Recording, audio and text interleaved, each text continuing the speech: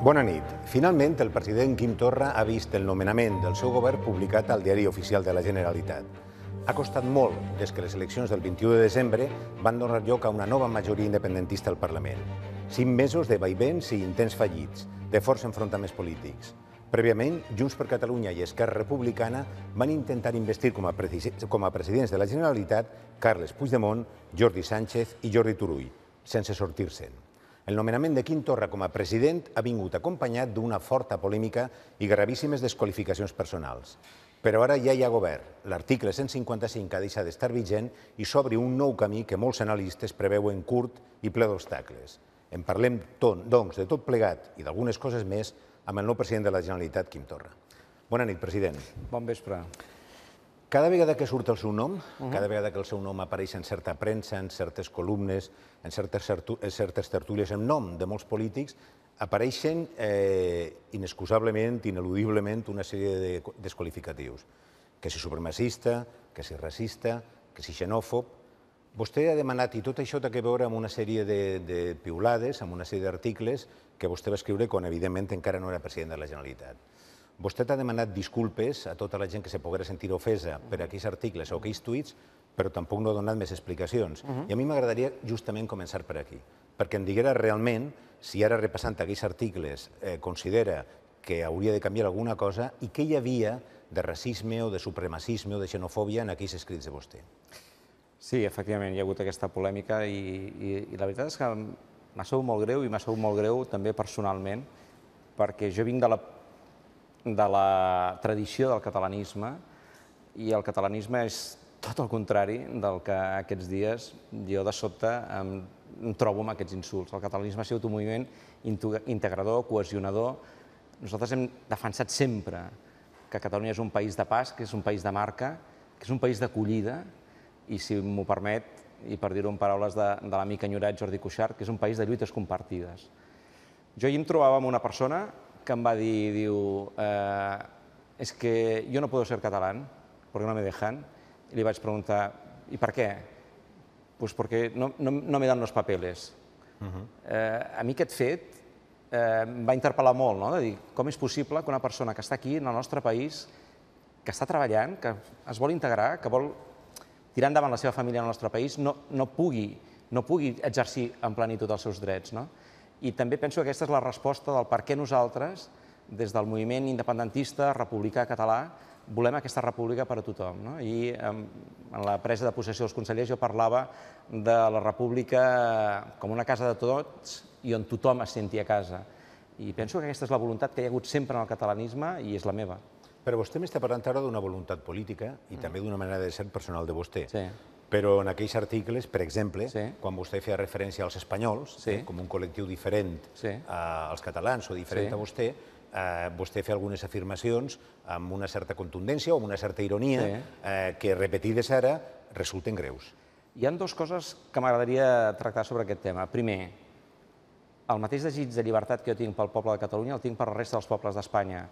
Avui, llibertat a Catalunya, a Espanya, té nom de república, i és així.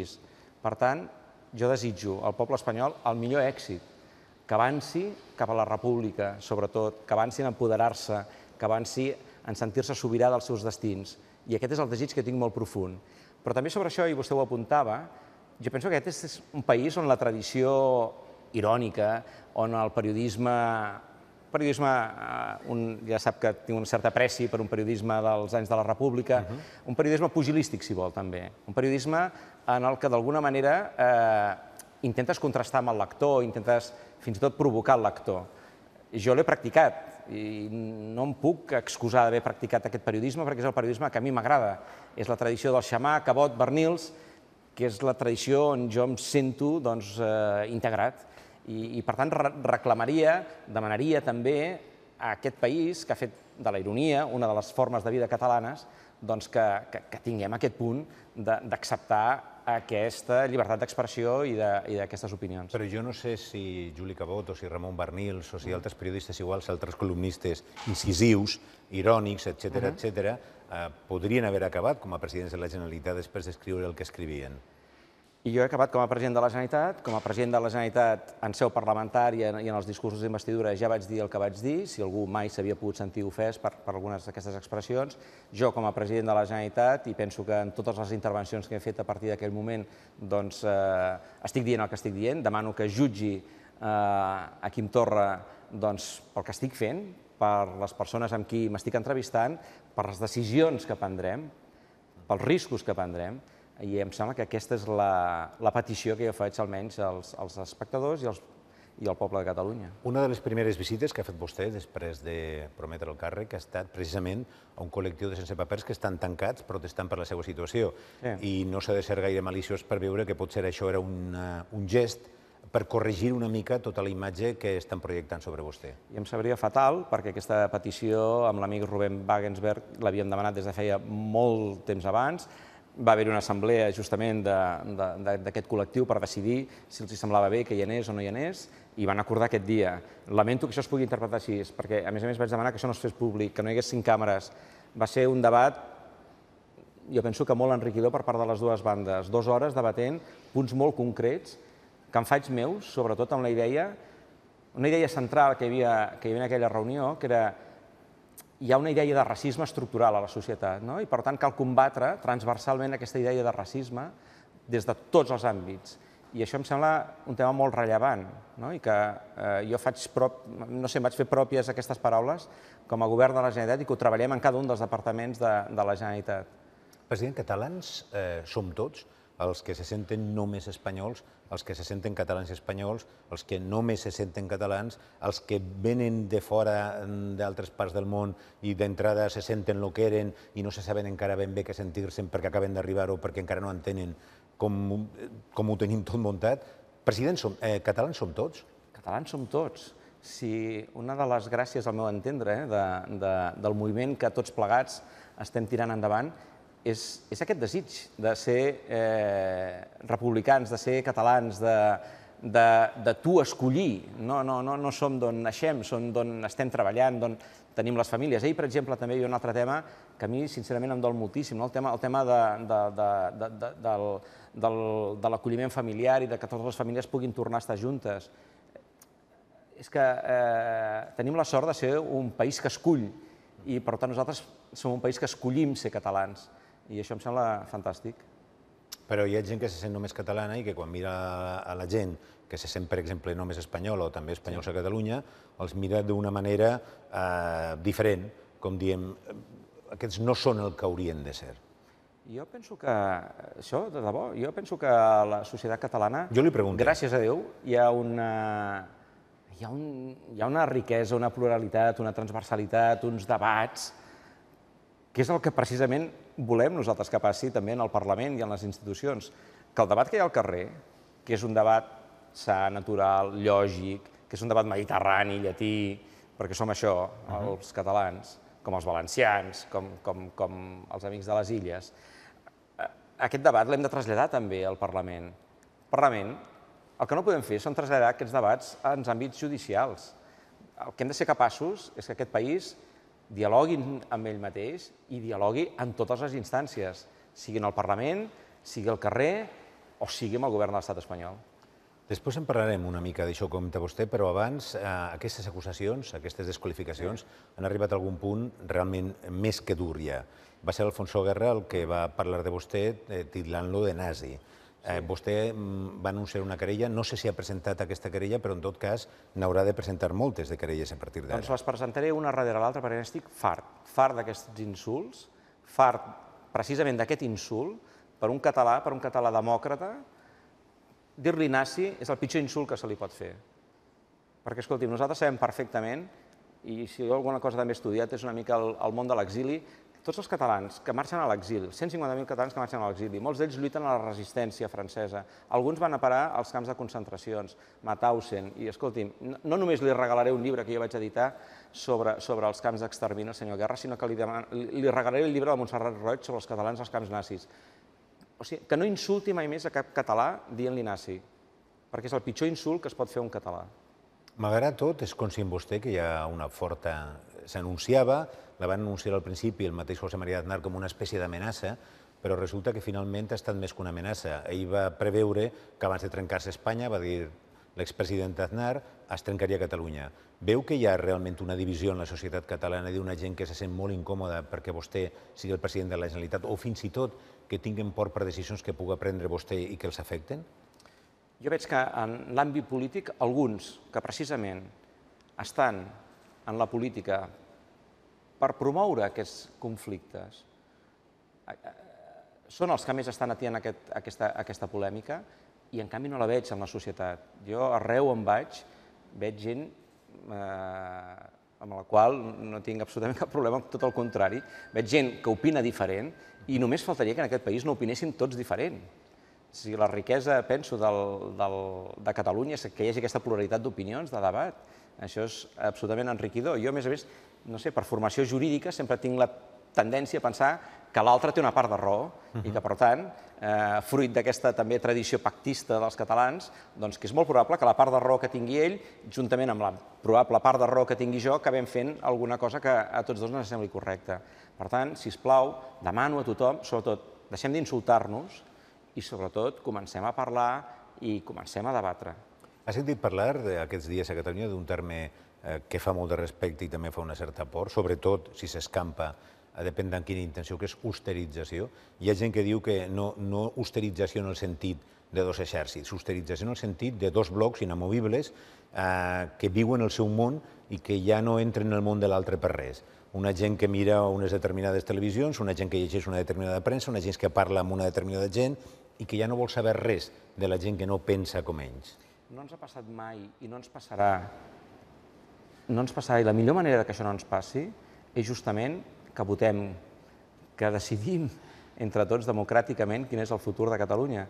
Si el pitjor que ens pot passar és que ens autocensurem en aquest debat, que no expressem totes les propostes que hi ha, llavors sí que correríem un risc, però mentre debatem, mentre votem, mentre hi hagi aquesta polèmica viva, mentre el ciutadà se senti lliure de defensar les seves opinions i les pugui defensar apassionadament, radicalment, siguin les que siguin, amb el respecte degut i amb l'educació deguda, però que tothom se senti apoderada. Som un poble molt madur. Hem passat aquests últims mesos, jo penso que hi ha pocs pobles que han passat per aquest intens cúmul d'emocions i d'esdeveniments. Això penso que ens dona un punt de maduresa com perquè siguin independentistes o no independentistes, tinguem aquest punt de tractar-nos amb aquest punt de maduresa que exigeix les circumstàncies també. I què pensa fer vostè en aquest sentit? És a dir, en el sentit passar de... Perquè això són declaracions, són paraules, però i de fets què? Perquè vostè ha tingut una sèrie de primeres accions des del moment que va prendre possessió, el seu govern també, però s'ha pensat que una d'aquestes primeres accions podria ser, per exemple, parlar amb gent que no pensen com vostè i que els veuen com hostilment perquè es creuen realment que els poden acabar perjudicant? Per descomptat, per descomptat. I jo aquesta setmana no estem en aquest escenari, però, per exemple, vaig acceptar encantat la possibilitat que em va oferir el Cercle d'Economia d'anar a poder presentar quin és el projecte republicà i democràtic que nosaltres estem defensant. I el Cercle d'Economia va fer una altra proposta. I jo la vaig qualificar d'una proposta valenta, en el sentit de dir, hi ha una proposta, fantàstic, debatem-les totes. Escolti'm, i jo estic, i ho farem en els propers dies, no només amb entitats i organitzacions que no estiguin en l'àmbit independentista.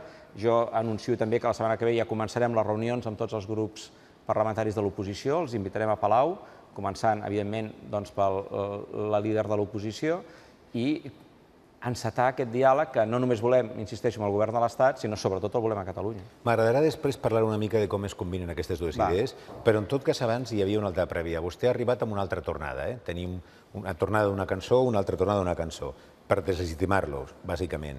Hi ha gent que diu que vostè és un president titella, que vostè és un president que li mouen els fils serà des de Berlín, després ja veurem des d'on, però que evidentment el president de la Generalitat es diu Carles Puigdemont i que vostè és, com si diguem, el seu braç, aquí a Barcelona i a Catalunya.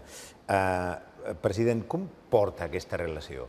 Tenen una part de raó aquesta gent que diuen que vostè és, com si diguem, un encarregat d'un altre home que sí que és el president de la Generalitat? El president Puigdemont, quan em va trucar i em va oferir-me aquest encàrrec, el qual penso que cap català en les condicions que viu el país, doncs podia negar-s'hi. Em va dir, Quim, però senta't lliure, fes el que tu creguis que hagis de fer. M'he sentit absolutament apoderat pel president Puigdemont i amb total llibertat, li puc assegurar.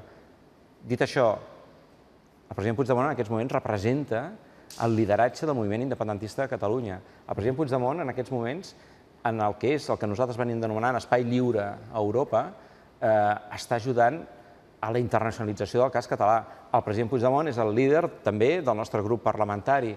És lògic que jo parli amb el president Puigdemont, com parlo amb molta altra gent, per poder anar traçant les línies estratègiques i els punts principals del país, només faltaria. I sobretot, perquè un dels principis nuclears, nosaltres fins i tot m'he atreviat a qualificar de vital d'aquest govern és la restitució legítima del president Puigdemont. El dia més feliç de la meva presidència serà el dia que el president Puigdemont torni a ser president de la Generalitat. Però mentre no arribi aquesta restitució que vostè demana, el president de la Generalitat és vostè. Naturalment. I és una mica xocant per a alguna gent, per exemple, que quan vostè fa el discurs d'investidura apareguen imatges amb el president Puigdemont mirant què diu vostè, com parla vostè, o que vostè estigui contínuament parlant també sobre punts importants, per exemple, la moció de censura que va presentar Pedro Sánchez contra Mariano Rajoy, com si vostè no tinguera actitud autònoma i estiguera sempre consultant o parlant amb el president Puigdemont el que cal fer en cada moment. No, en absolut, però a mi em sembla naturalíssim que jo comparteixi amb el president Puigdemont i amb altres companys del gabinet o del grup parlamentari en cada moment què és el que hem de fer.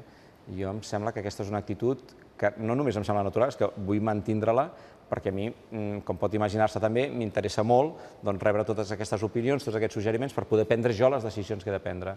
President, vostè ha triat els seus consellers? Jo he triat el govern de Catalunya. Un govern de Catalunya... Evidentment és un govern de coalició, amb la qual cosa parles tant amb el teu grup parlamentari com amb Esquerra Republicana. Per exemple, ha pogut opinar o ha pogut discrepar respecte a les propostes, als nomenaments que li presentava Esquerra Republicana?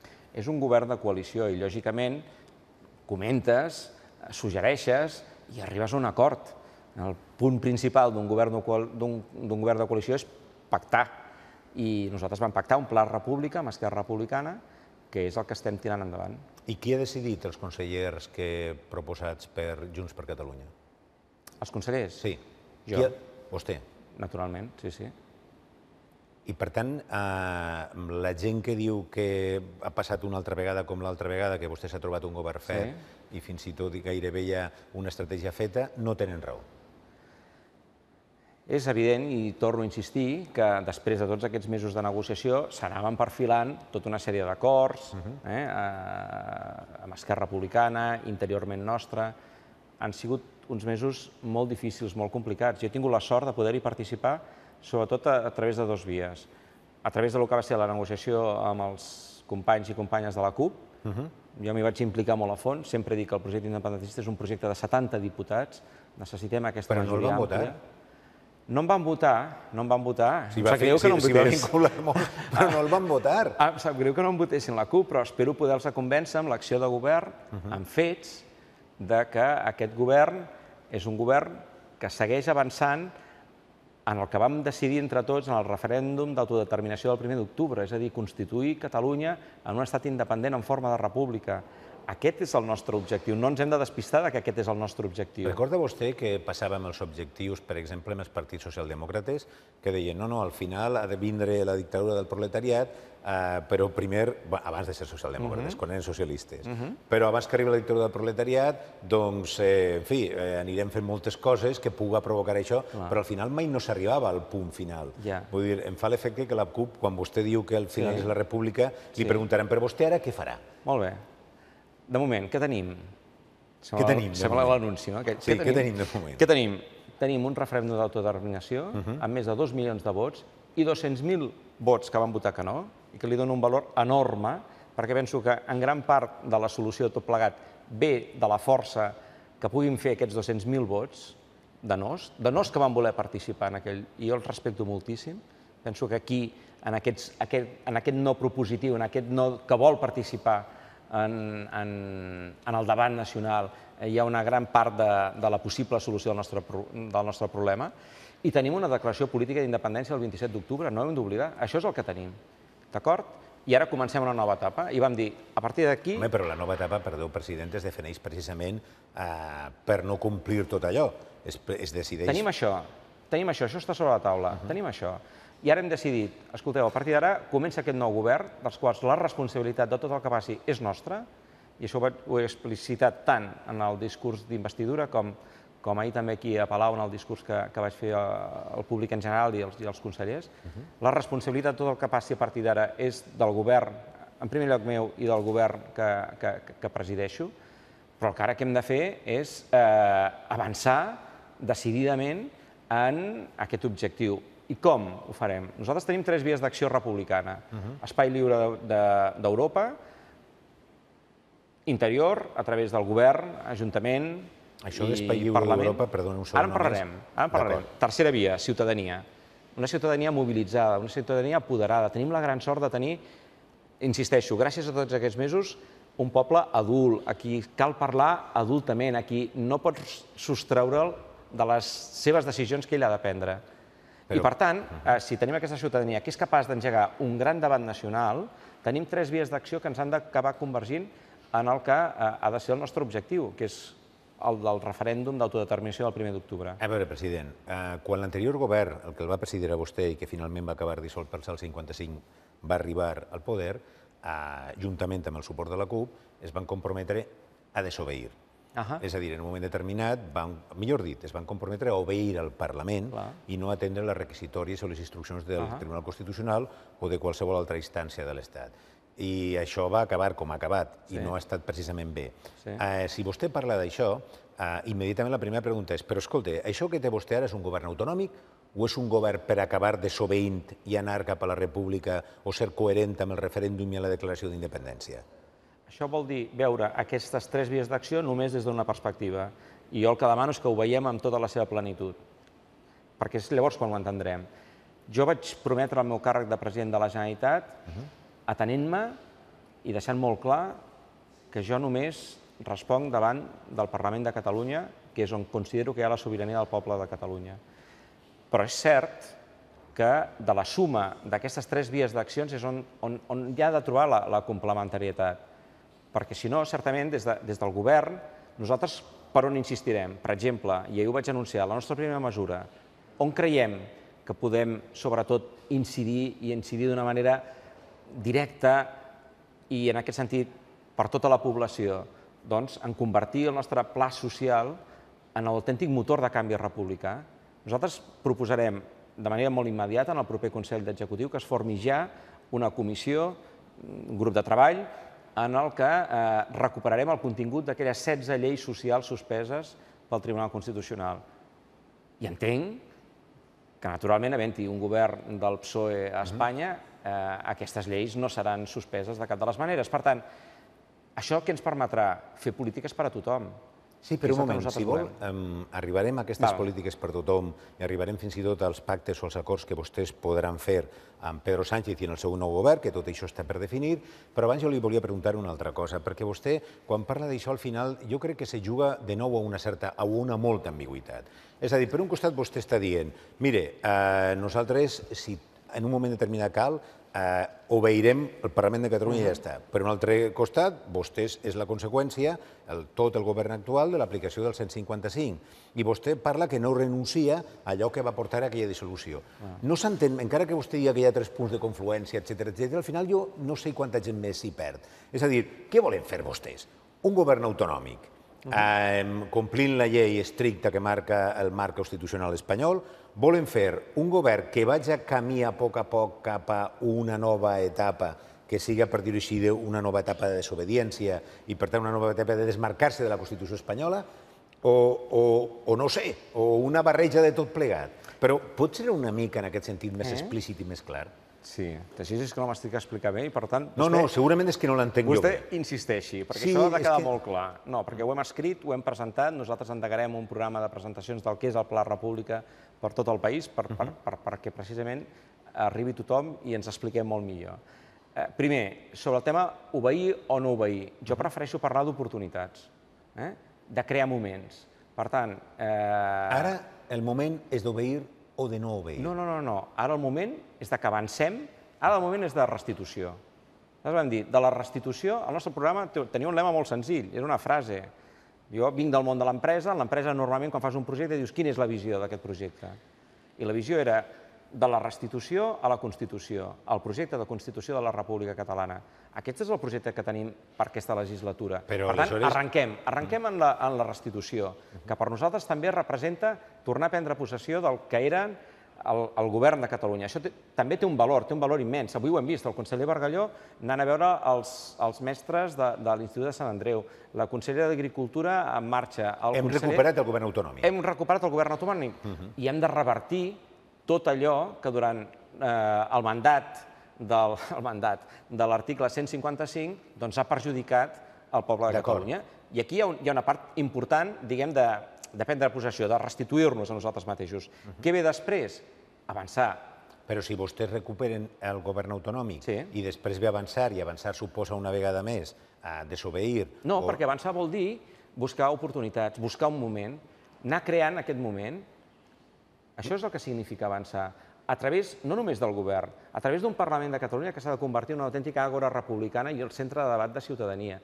El debat que hi ha al carrer l'hem de poder tenir en el Parlament. Jo em recordo la primera intervenció que vaig fer defensant una proposta de resolució, el que demanava és que els diputats se sentin lliures de parlar del que vulguin. Sí. Però és que vam arribar a aquest punt de que és que aquest sí tampoc no és tan fàcil en aquest país, perquè fins i tot la llibertat de pensament ha estat amenaçada en aquest país. És que sí, hi ha resolucions del jutge Llarena que són terrorífiques des d'aquest punt de vista, en què senzillament l'Estat fa la següent equació. Vostè és independentista, per tant, vostè és potencialment un criminal. Això ens hem trobat en aquest país. Per tant, jo també què és el que penso? Que estem recuperant una veu. Quan la Marta Rovira, la secretària general d'Esquerra Republicana, marxa a l'exili, a mi aquella carta em va fer pensar molt. La Marta què va dir? Diu, no em reconec a mi mateixa, visc en una presó, no em sento la veu. Jo penso que aquests mesos ens ha servit perquè ens sentíssim, perquè recuperéssim la veu. L'hem recuperat a les presons. Els nostres presos polítics estan fent un discurs polític des de la presó i jo els hi agraeixo, perquè el que estan fent ells és enormement complicat. Estan defensant la dignitat de Catalunya des de les presons i aquí hem recuperat la veu. Tenim veu a l'exterior, tenim veu a l'espai lliure, el president Puigdemont, els consellers exiliats, que estan fent una feina d'internacionalització del cas català que segurament nosaltres no podrem fer des d'aquí, però el govern també ha recuperat la veu i el govern ha marcat clar el seu objectiu. I jo penso que i una ciutadania apoderada, vagi on vagi... President, recuperada la veu, després vindran els fets, perquè només en la veu no funcionen els governs. Aleshores jo li pregunto, entre els fets, tal com vostè ho està plantejant, podria haver-hi una altra vegada actes, per dir-ho així, de desobediència respecte a la legalitat espanyola. Preveu aquest context? Es veu vostè, per exemple, en les mateixes circumstàncies que els seus predecessors, que el seu predecessor i que el govern que els va precedir a vostès? Miri, jo aquí recordo unes paraules de l'Elisenda Palusí, em sembla que li van fer una pregunta. Vostè com es veu? Sí, com es veu vostè, president? Com veu el seu govern? I com pensava, ho afronta amb por, i diu, és que si afrontem els càrrecs que cadascú està assumint en aquests moments amb por, és que hem perdut la partida, de cap de les maneres. Nosaltres estem en un procés d'independència, que, insisteixo, tenim el que tenim i hem fet el que hem fet, i que jo li dono un gran valor, i que ara hem de seguir avançant. Estem en aquest procés de transició. És així, en molts països, i ho sap perfectament, en molts països que finalment han esdevingut independents, no van ser independents el primer dia. I va costar temps i en algun cop va costar anys. Han après vostès amargament del passat immediat? No faran vostès determinats moviments, que li ho preguntaré d'una altra manera a veure com em contesta. No faran vostès, no prendran determinades decisions perquè els poden acabar suposant un processament, anar a la presó o haver de marxar a l'exili? És que jo només li puc contestar que jo em dec al poble de Catalunya i que, per tant, prendrem les decisions que en cada moment s'hagin de prendre. Dit això, i ara perdoni també una altra referència personal, en els nostres projectes que fèiem a l'empresa en què jo treballava, el punt més important gairebé no era l'inici ni el resultat, el punt més important era quan avaluàvem què és el que havíem fet bé i el que havíem malament, les lessons learned o les lliçons apreses. Què s'ha fet malament en el passat immediat? Què ha fet el govern anterior de Carles Puigdemont malament? De fet, en aquests moments no som independents. Per tant, si l'objectiu era la independència i aquesta independència efectiva, real, pràctica, doncs no l'hem aconseguit, és que alguna cosa no vam fer malament. I penso que s'ha reconegut, fins i tot amb una gran honestedat per part del president Puigdemont, que potser aquell mes d'octubre podríem haver fet les coses de manera diferent. Aquesta és una lliçó molt important que hem d'aprendre. Li pregunto per una altra lliçó, que no sé si vostè considera que es va fer malament. Les relacions entre en aquell moment Convergència i Esquerra Republicana, entre el president de la Generalitat en aquell moment i el vicepresident, no van ser gens bones, per dir-ho suau. Les relacions actualment entre Junts per Catalunya i Esquerra Republicana estan en un altre estadi, han avançat una mica cap a millor, o vostès estan com sempre, i perdone per dir-ho tan cruament, i s'estan barallant una altra vegada? No puc invitar-lo a les sessions del Consell Executiu. Bueno, no sé si n'han fet alguna ja. Una. En van fer una. I, bueno... La veritat és que va ser una sessió d'una gran cordialitat. Tinc la sort, a més, amb molts dels col·legues del Consell de tenir una relació personal. Fins i tot he arribat a editar algun llibre d'algun dels companys en el que estan en el Consell Executiu.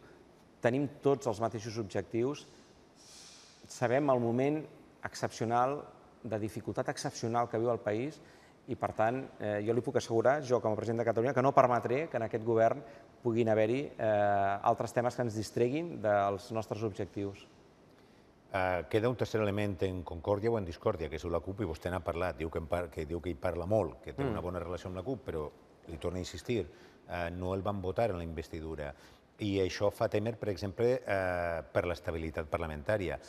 Enguany tenen uns pressupostos prorrogats, no sé si volen aprovar-ne uns altres per als mesos que queden, però en el moment en què plantegen els pressupostos de l'any que ve, vostè creu que la CUP votarà aquests pressupostos que es donaran a vostè l'estabilitat que necessiten? Farem el que calgui perquè passi així. Insisteixo, jo he estat dels que sempre he defensat que aquest era un projecte de 70 diputats, que per mi mai la CUP ha format part del problema, la CUP ha format part de la solució. La CUP apreta. La CUP li demana ara que vostè oblide recuperar la veu i aquesta etapa que podríem dir de reautonomització i que es decante clarament cap a la independència, però amb gestos de desobediència, per exemple. Això és el que li demanarà la CUP.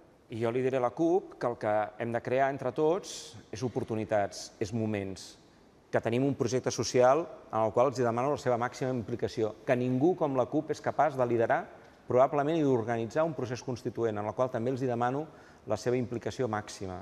I jo estaré obert a la CUP a parlar molt sovint, entre altres coses, no perquè amb els dirigents de la CUP no parli, que sí que parlo molt, però és que tinc la CUP a casa, vull dir que algun del meu fill vota a la CUP i per tant entenc molt bé molts dels plantejaments que fan la CUP. En casa no té una altra cosa que no siga la CUP ni independentisme i que també li planten cara?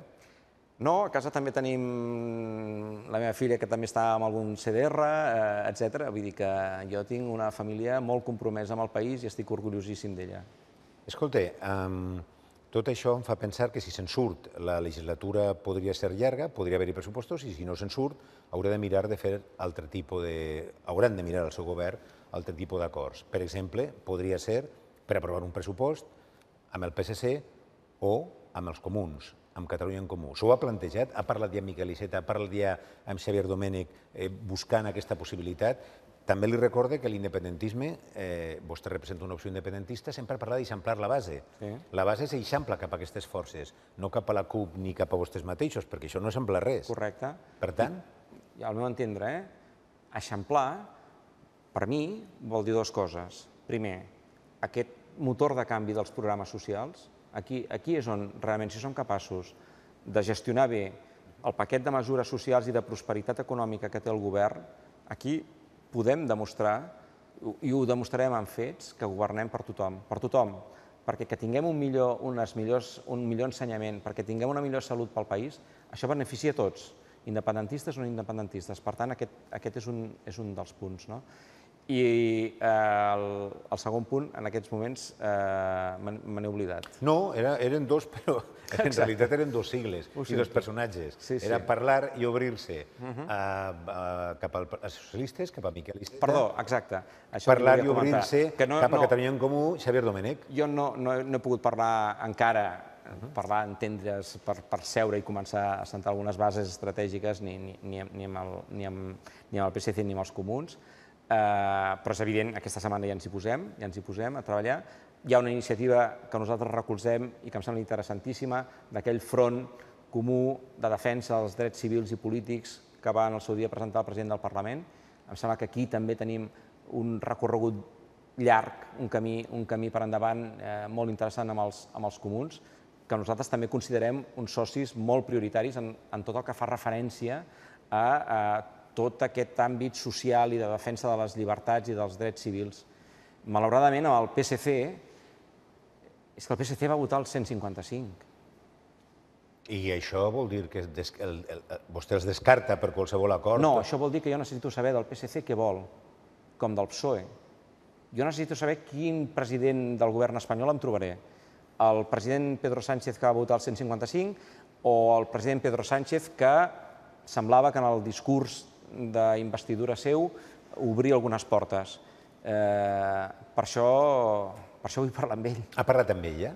Ens hem enviat uns missatges i hem quedat per parlar i veure'ns el més aviat possible. Vostè diu que és difícil parlar amb el PSC perquè estàvem al 155, el PSOE també o més. I no només això, quan llavors era dirigent només del seu partit o cap de l'oposició, el senyor Pedro Sánchez va dirigir-li a vostè uns qualificatius, tot això que hem llegit abans, que tampoc eren gaire amables, que parlava també de supremacisme i parlava també de xenofòbia, etc. Parlarà amb un personatge, amb un partit, seguint el seu discurs, que van aprovar el 155, van contribuir a aprovar-lo, i amb un president que fins ara mateix a vostè no el tractava gaire bé. Sí, però jo he dit que assumiria tots els riscos que calguin perquè aquest debat sigui possible. I fins i tot assumiré aquests insults perquè aquest debat sigui possible. Nosaltres prendrem totes les decisions perquè el diàleg i la negociació, perquè diàleg va junt amb negociació. No es tracta només que ens asseiem i ens fem una foto. Mira, ja ens hem vist i passi-ho bé. No, es tracta de posar-nos a treballar, de negociar papers, quines són les seves condicions, quines són les nostres, quin és el seu projecte, quin és el nostre. El nostre hem intentat definir-lo clar, tot i els seus dubtes, senyor Sánchez, però hem intentat definir-lo clar. Però jo no sé què em trobaré, jo no sé què puc esperar del senyor Pedro Sánchez. Fins ara hem vist que no s'ha desmarcat del que ha suposat l'aplicació de l'article 155. Bé, esperem, i no esperem gestos, esperem solucions. Quines solucions? Què li demanaria vostè ara mateix a Pedro Sánchez? Jo al senyor Pedro Sánchez li demanaria 3 coses. Primer, evidentment, quina és la seva posició respecte al respecte escrupolós als drets civils i a les llibertats polítiques en aquest país, perquè ja no afecta independentistes, afecta cantants, afecta periodistes, afecta escriptors, i això em sembla gravíssim, però vull saber quina és la seva posició aquí. 2, li vull demanar que amb la, diguem, restitució de les lleis socials el PSOE no ens hi posi cap problema.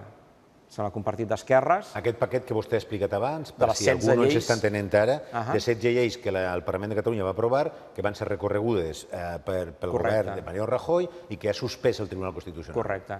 I en tercer lloc, li demanaré quina és la seva posició respecte al dret d'autodeterminació de Catalunya. Ja la sap. Bueno, vull saber ara qui és el senyor Pedro Sánchez.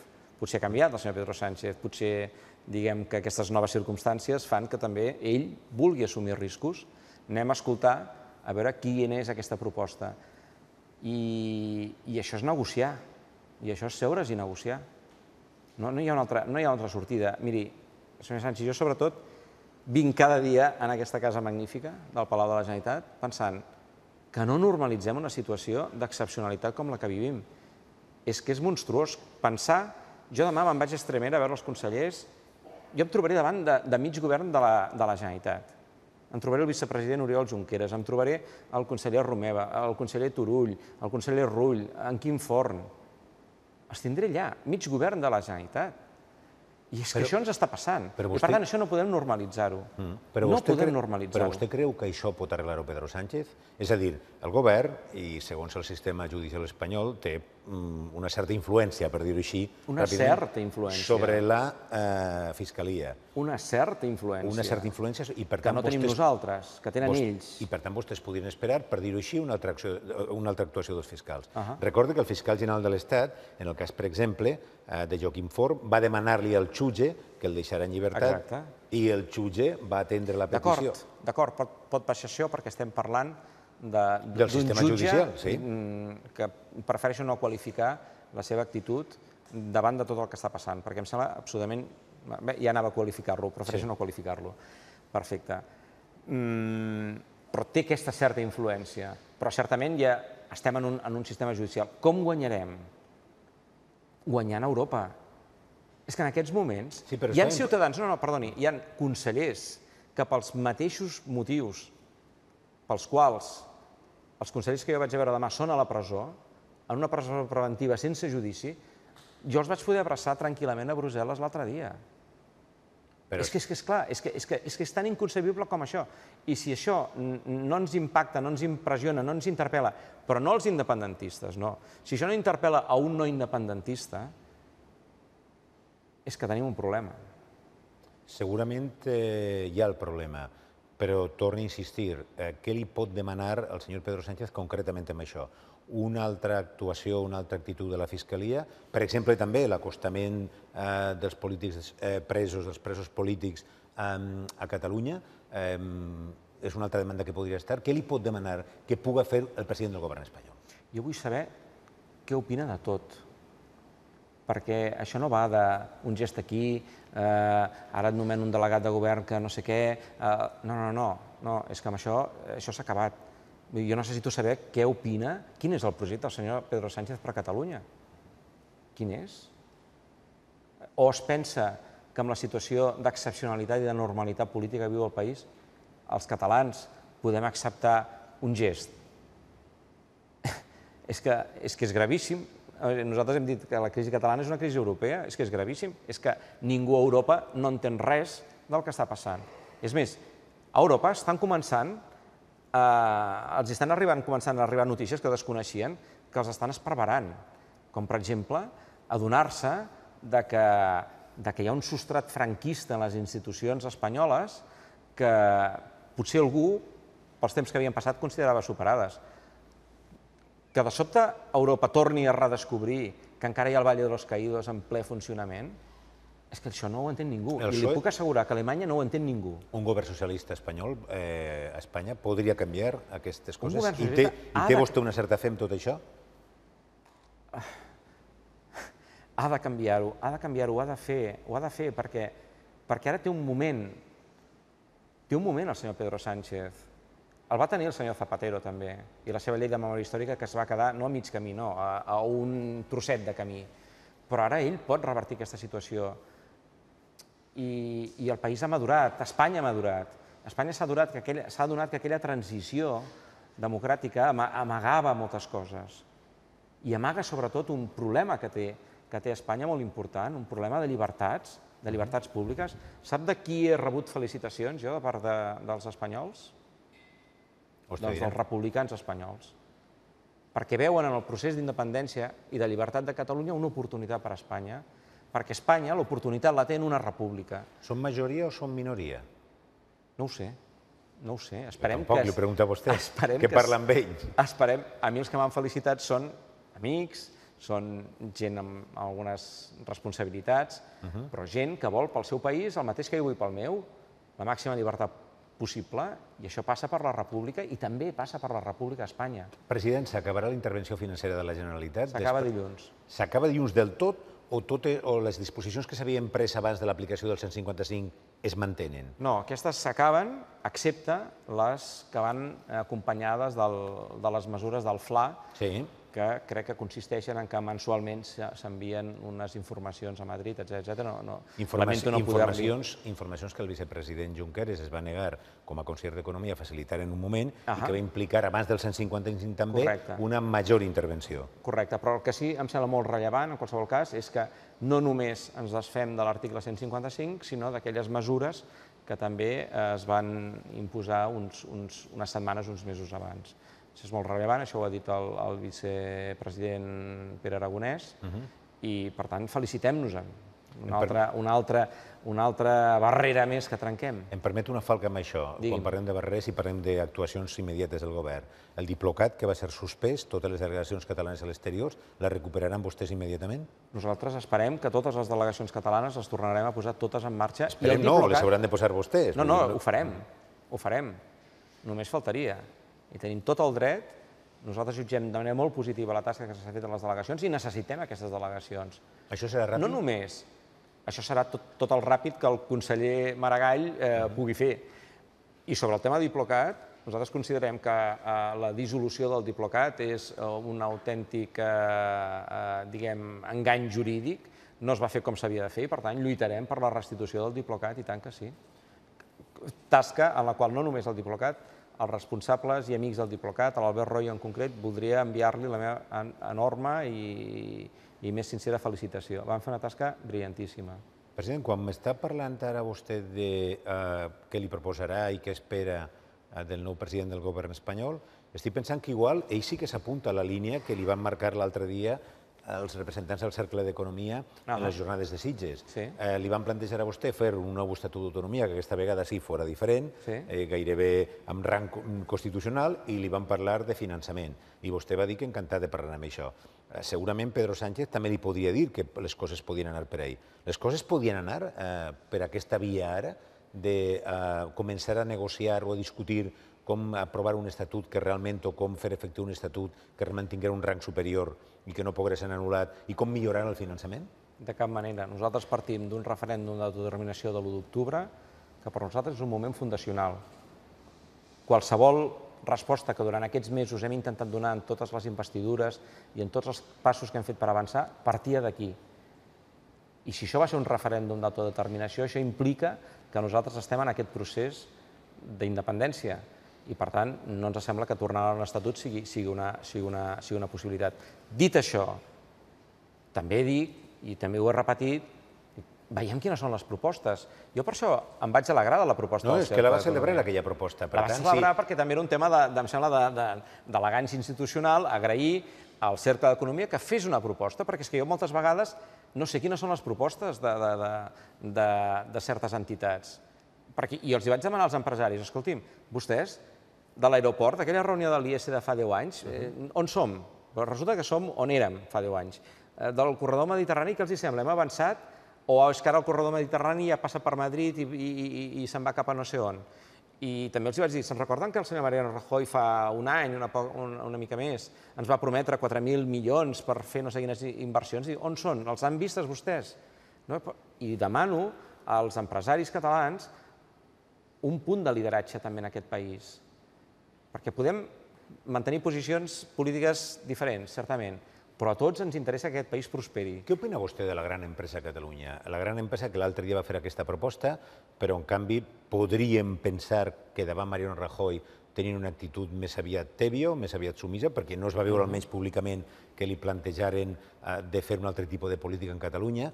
Què opina també d'aquesta gran empresa que en molts casos finalment van canviar la seu social i la van treure fora del país i van estar d'acord amb com s'estava fent tot allò, etcètera? Com es planteja? I evidentment és clar que aquesta gran empresa, per dir-ho així, podia sentir-se més còmoda amb els plantejaments del PP que no els plantejaments de l'independentisme. Com els veu vostè? Hi ha parlat, pensa parlar-hi... Què passa amb aquesta gran empresa que està tan lluny dels seus postulats?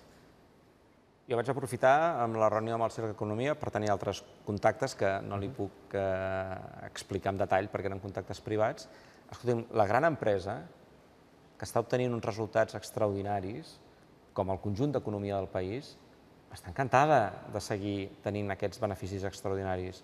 Per tant, nosaltres estem encantats que la gran empresa a Catalunya, com les petites i mitjanes empreses, com els emprenedors d'aquest país, que són els que fan tirar endavant aquest país, els vagin molt bé les coses. I nosaltres, en aquest sentit, estarem encantats de tenir totes les reunions que calguin per ajudar el que és el teixit productiu i el teixit empresarial del país a tirar endavant. Jo vinc d'aquest món. Jo vinc d'aquest món. Vostès em coneixen més, potser, perdó, pel Born, per Òmnium, o aquests últims mesos com a parlamentari. Jo, durant 18 anys, jo he treballat a l'empresa privada. A mi, quan un polític de Madrid, que ha desaparegut, d'aquests polítics del PP, que s'han esfumat, diguem, em va dir, no, és que, clar, el president este de la Generalitat, que és com un vendedor de seguros. Sí. I jo vaig pensar, dic, escolti'm, és que aquest senyor no sap el que costa vendre una pòlissa d'assegurances. És que jo sí que sé el que costa vendre una pòlissa d'assegurances. Se n'han de vendre moltes de pòlisses d'assegurances per poder tirar endavant una empresa que pugui també donar feina a molta gent. Per tant... Aquí em permetrà una petita maldat. Sí. I després li preguntaré encara per les seus socials. Quan vostè diu que se sent molt còmode i molt a prop de la CUP i que tenen molta complicitat i vostè ve del món on ve, ells l'han acusat a vostè de ser una persona conservadora, liberal, i que no farà les polítiques o no impulsarà les polítiques que ells voldrien. Ja. Sí. Jo vaig dir a l'amic Xavier Domènech en un debat molt interessant, que em sembla que no va arribar massa al conjunt de la població. Jo soc un gran admirador dels anys de la República, penso que queda molt clar, Polònia m'ho està dient cada dijous, en el sentit que hi havia un partit polític aleshores, que era Acció Catalana, Acció Catalana Republicana en concret, que se situava entre la Lliga i Esquerra Republicana. Més aviat molt propera a Esquerra Republicana, diguem, no? Jo em sento liberal des d'un punt de vista humà. Jo vinc d'un cert humanisme liberal i, sobretot, que posa la llibertat de les persones en el centre de l'acció política. Però jo econòmicament em sento socialdemòcrata, em sento amb la necessitat d'intervenir en el mercat i de garantir que els més poderosos no atropellin els més febles. I en aquest sentit tindrem tota la cura del món perquè això sigui possible. Un altre exemple personal. Suïssa. Jo vaig treballar durant un any i mig a Suïssa. Suïssa, paradís del capitalisme mundial, etc. Però paradís també de les cooperatives. Nosaltres a casa anàvem a comprar allà en un supermercat que es deia Coop, justament, el més important dels supermercats, que era una cooperativa. És a dir, no són mons que es poden excloure. La prosperitat ens interessa a tots. I posar l'accent en les polítiques socials ens interessa a tots. Jo penso que, per tant, jo no renuncio a tenir l'acord de la CUP en els pressupostos de l'any que ve. No sé si els convencerà. Se m'ha quedat una qüestió en l'aire que li he comentat també. Seus socials de grans empreses a Catalunya. Efectivament, estem parlant... Ha parlat ja amb alguns empresaris, amb alguns responsables d'aquestes empreses perquè tornin? Si hem de resignar, si quedaran allà o realment hi haurà un moviment... Al contrari, és possible que el nomenament de vostès i la posada en marxa del nou govern encara mantinga aquest recel i aquests seus no tornin? Jo espero que tornin perquè ha de ser com molt incòmode tenir les fàbriques aquí i tenir una seu social a no sé on.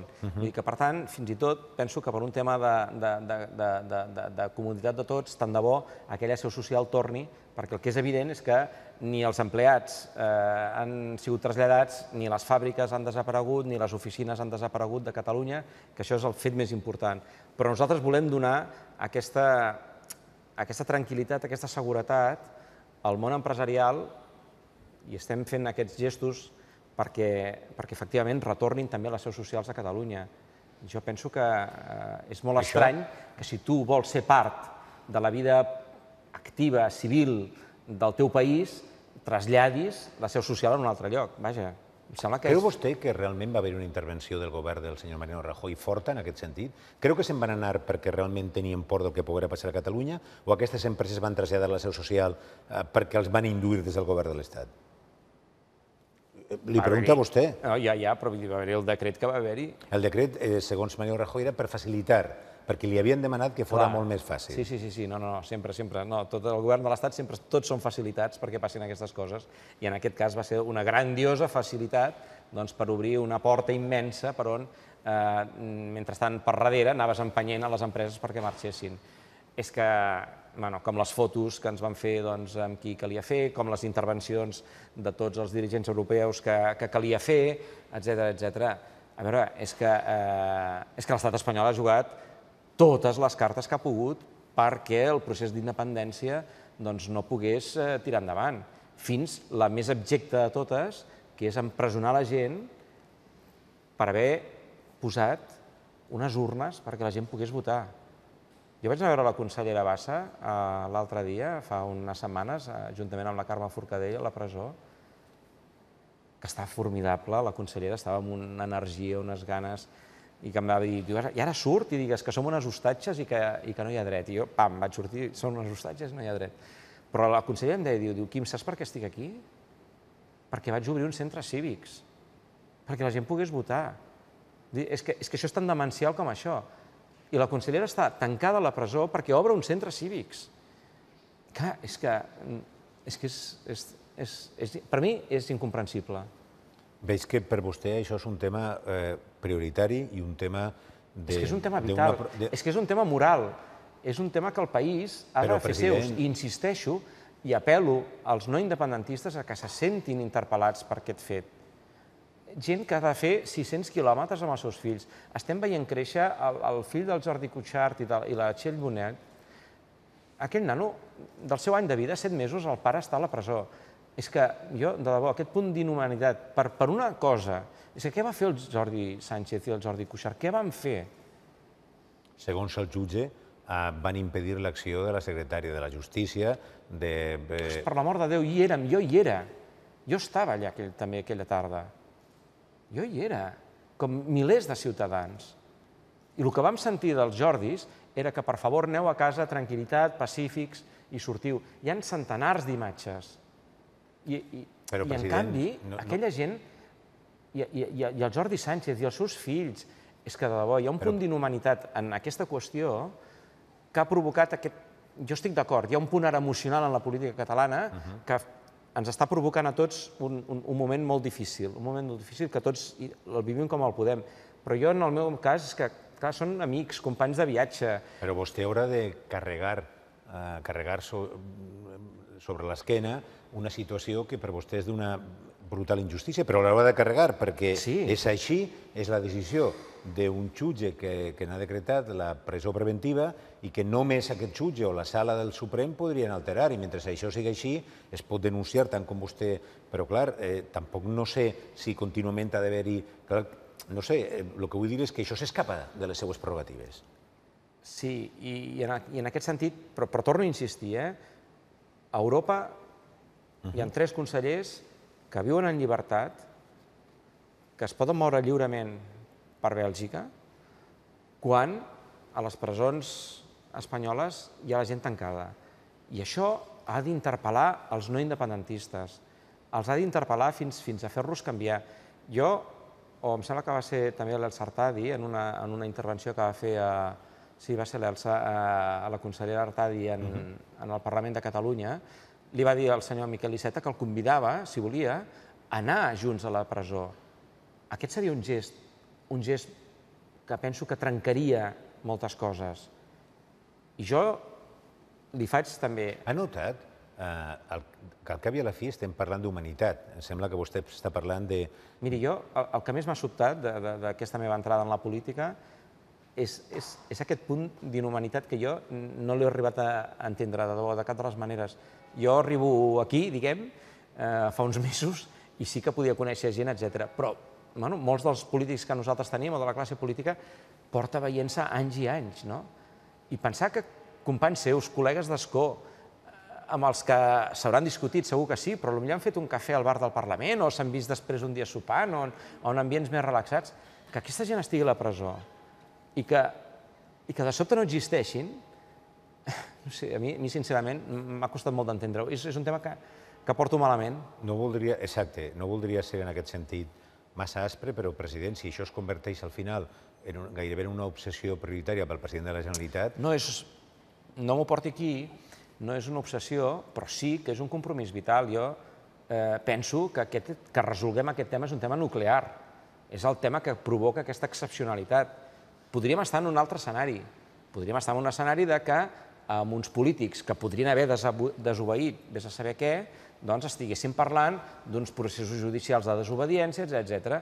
Però és que estem parlant de rebel·lió amb unes penes estratosfèriques. President. Quan no ha existit. President, Digui. hem parlat molt Però bé, d'això. ja hem parlat Si molt vol d'això. encara en parlarem una mica més, però ara ho hem de deixar 3-4 minutets només, anem a un tall de publicitat i tornem de seguida. Els esperem aquí mateix.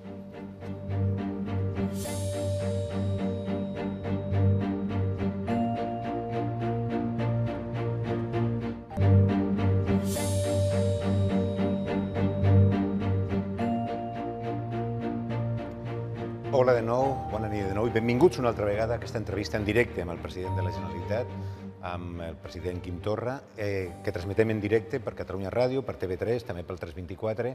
Seguim, president? Seguim. Hi ha hagut- Perdó, no, però per fi he aconseguit saber què passa en aquests intermitjos. I què Que, passa? Clar, com a telespectador. I No, què passa passa? que t'aixeques, et venen a maquinar una altra vegada, pots sortir aquí al pati, respires una mica i penses, ara tornes a l'entrevista. Molt bé, jo m'he quedat tota l'estona assegut, eh? No, jo S'ha he fixat? necessitat sortir al pati, que està preciós ara, a Molt aquesta bé. hora. President, ha parlat abans amb una dicotomia que jo encara no acabo d'entendre i lamento moltíssim fer-me pesat entre el que es pot fer, el que no es pot fer, el que és legal dins la Constitució espanyola, el que no ho és, un govern autonòmic, un govern que aspira a anar avançant cap a la república, etc. Ha parlat d'un terme que queda molt ambigu, que sempre ha quedat molt ambigu, que és això de l'espai lliure europeu. Què és això de l'espai lliure europeu? Per nosaltres ha sigut sempre, des de l'inici, una peça essencial en la construcció del Pla República. L'espai lliure és allà on crearem el Consell per la República i que, per tant, ens ha de permetre, des d'aquesta institució, la internacionalització del cas de Catalunya, sobretot. Jo penso que la tasca que ha fet, sobretot, el president Puigdemont i els consellers a l'exterior és una de les claus, jo penso, de la victòria, en el sentit de que si tenim una oportunitat és perquè siguem capaços de seguir projectant Catalunya al món, de seguir defensant Catalunya a l'exterior. Això ho podem fer des del Consell de la República, que a més també ha de ser capaç de donar la seva veu i la seva opinió sobre el que està passant a Catalunya, sobre el procés constituent, etc. Però què serà el Consell de la República? Doncs serà una reunió de X membres d'una institució presidida pel president Puigdemont, en el que nosaltres donarem aquesta legitimitat de representació d'un camí que fem tots junts cap a la república. Però quina legitimitat democràtica pot tindre una entitat, un organisme que no depèn del govern i que està triat pel Parlament? I en quin paper quedarà el Departament d'Exterior amb tot això? Miri, durant altres èpoques de la nostra història en la que la Generalitat estava... Li reconec que la situació és diferent, en què la Generalitat estava prohibida a Catalunya... La situació és diferent. D'acord, però vam tenir institucions a l'exterior, el president Irla va crear consells, etc., que la força era la seva legitimació, el que el poble de Catalunya li donava. En aquest cas tenim unes institucions a l'interior, però també, si som capaços d'apoderar aquest Consell de la República, de reconèixer aquesta legitimitat del president Puigdemont, de la força que té en aquests moments el seu lideratge en el moviment independentista i com una personalitat en aquests moments de l'escena europea política. D'acord, però la legitimitat que té vostè i que té el seu Jo govern... tinc una legitimitat jurídica. I democràtica perquè li prové del Parlament. Correcte. Perquè és el Parlament qui l'ha triat a vostè. Correcte. Però aquesta legitimitat parlamentària, democràtica, de representació del poble de Catalunya no la pot tindre, no pot aspirar a tenir-la a una instància exterior. Depèn de si nosaltres som capaços de donar-li aquesta legitimitat. Si nosaltres li reconeixem voluntàriament aquesta legitimitat, aquesta és la clau de volta, a més d'una assemblea de representants que d'alguna manera ha de fer també... Ja estem parlant, atenció, estem parlant d'un espai lliure a Europa, d'un Consell de la República i ara d'una assemblea de representants. Sí, això està previst i està previst en el Pla de la República que una assemblea de representants també d'alguna manera ajudi a que formalitzem aquest entramat també d'institucions que ens han de donar veu, una veu en el concert de les nacions que en aquests moments ens és molt més potent que sigui pel president Puigdemont, que està a l'exterior, que no pas probablement per nosaltres. Quan es formarien totes, quan començarien a encaixar totes aquestes peces que evidentment no són peces convencionals, perquè no depenen directament del Parlament i presenten un altre àmbit, per dir-ho així? Nosaltres estimem que quan el president Puigdemont pugui tornar a Bèlgica, i esperem que sigui ben aviat, i per tant, des de la Casa de la República, que ja l'hem batejat així i que la coneixem així, des de Waterloo, puguem endegar ja tot aquest procés del Consell per la República. És conscient vostè, president, que això no es pot fer amb finançament públic? Som conscients que això no es pot fer amb finançament públic. I és conscient també que la gent que demanava que hi haguera un govern, recuperar l'autogovern i sortir de la precarietat i la fragilitat en què s'ha mogut la Generalitat en els últims mesos, tinga un cert recel pensant que tot això pot acabar també desencadenant una nova intervenció judicial o noves actuacions de la Fiscalia, etc., encara que ara el govern no sigui del PP i sigui del PSOE. Per què? Perquè no són instruments, entre cometes, autonòmics. M'agrada que ja li estigui fent jo les preguntes a vostè. No, de tant en tant em passa, president. Sí, potser hauríem de tornar al format habitual. No, però, a veure, ara hem creat també a Amèrica un Catalan Council, que és una institució privada, per també fer aquestes feines de representació, de donar-nos veu. Ens hem de donar veu als catalans. Gran part, insisteixo, de la possible solució ens vindrà a través de ser presents en el marc internacional, de guanyar totes les extradicions, perquè les guanyarem totes. Hem guanyat a Bèlgica i l'acabarem guanyant. Guanyarem l'extradició d'Alemanya, en el sentit que no serà extradit el president Puigdemont.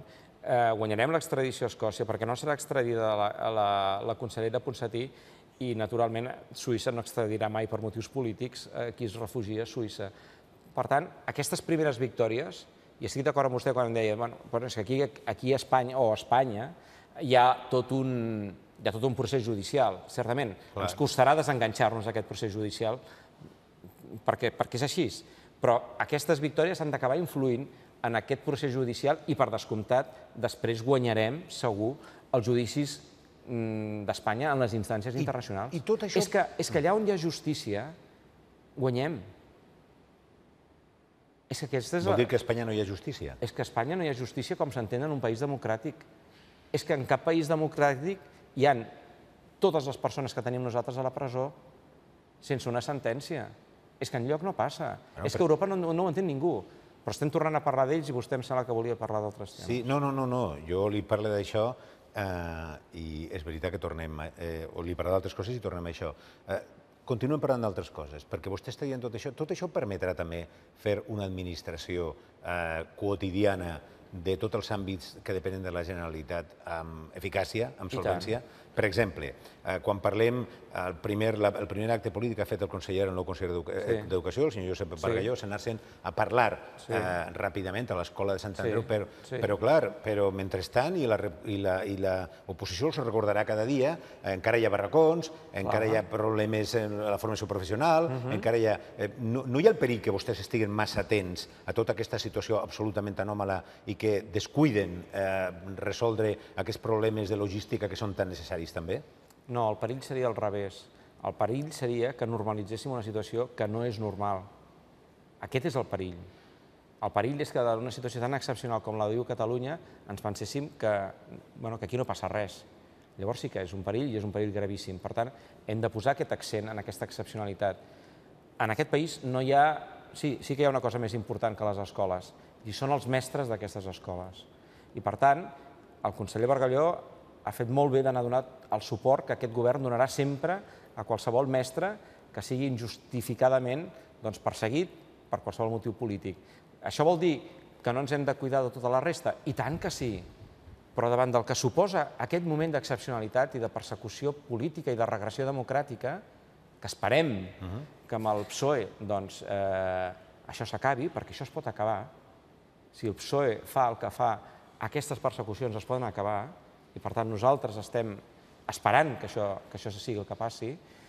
Naturalment que balancejarem les dues coses, però és que hem de ser molt curosos, en tenir molt conscients, i demano a la ciutadania de Catalunya, independentistes i no independentistes, que sigui molt curosa en entendre que la situació és excepcional, precisament, i que ho serà fins que no resolguem aquest tema. President, per recordar aquesta excepcionalitat, suposa, li ho pregunto, vostè porta un llaç groc. en la solapa, per recuperar o per fer patent aquesta excepcionalitat també. Vostè només prendre possessió en el govern, vostès, des de la presidència de la Generalitat s'ha penjat al balcó una pancarta que recorda que hi ha presos polítics a Catalunya, amb el croc una altra vegada reivindicatiu. I això no trenca i no divideix la societat entre la gent que no veu aquests símbols, la representació que vostès se'ls atorguen? No està dividint o no està separant una vegada més? Jo ho dic perquè, per exemple, demà al Parlament es tornarà a discutir sobre això.